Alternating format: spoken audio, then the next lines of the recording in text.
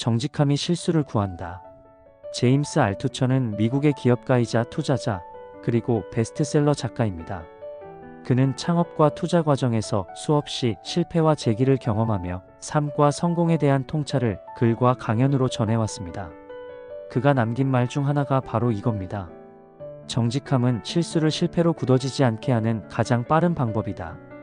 언뜻 들으면 철학적인 말 같지만 사실은 누구나 일상에서 곧바로 써먹을 수 있는 아주 현실적이고 실용적인 조언입니다.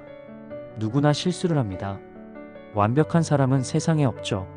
시험을 보다가 사소한 오타로 점수를 잃기도 하고, 회사에서 중요한 이메일을 잘못된 고객에게 보내기도 하고, 요리할 때 소금을 설탕처럼 듬뿍 넣어버리는 경우도 있습니다.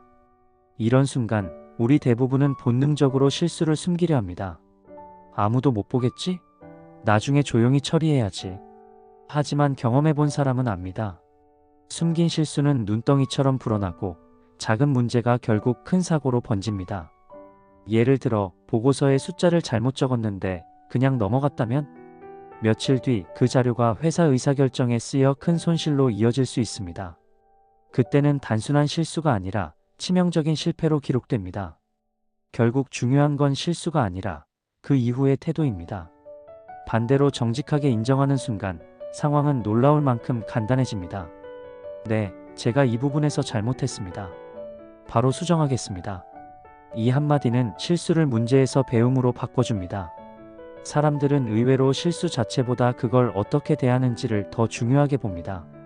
솔직하게 인정하는 태도는 신뢰를 쌓고 빠르게 문제 해결로 이어집니다. 정직함은 단순한 도덕적 선택이 아니라 실수를 더 큰 실패로 굳지 않게 막는 가장 빠르고 효과적인 방법입니다. 예를 들어볼까요?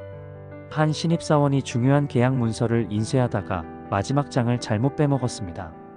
처음엔 들킬까봐 숨기고 싶었지만 그대로 두면 계약 전체가 무효가 될 수도 있었습니다. 만약 그가 정직하게 상사에게 보고했다면, 죄송합니다. 마지막 장을 누락했습니다. 다시 준비하겠습니다. 조금은 혼날 수 있지만 문제는 즉시 해결됩니다.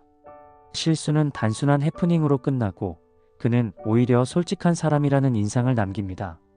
반대로 그걸 숨겼다면 며칠 뒤 큰 문제가 터지면서 신뢰는 무너지고 단순 실수가 실패로 굳어졌을 겁니다.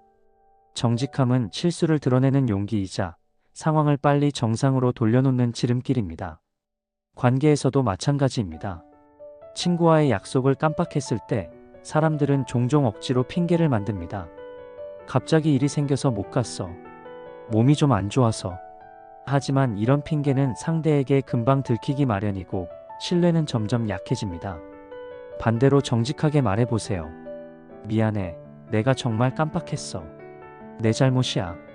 이 말은 듣는 순간 화는 풀리지 않을 수도 있지만 시간이 지나면 그래도 솔직했잖아. 라는 인상을 남깁니다. 오히려 관계는 더 단단해질 수 있습니다. 정직함은 실수를 지워버리지는 않지만 실수를 신뢰로 바꾸는 놀라운 힘을 가지고 있습니다. 오늘의 메시지를 기억하세요. 실수는 누구나 하지만 정직하게 인정하는 사람만이 실패를 넘어섭니다. 혹시 지금 숨기고 있는 작은 실수가 있나요?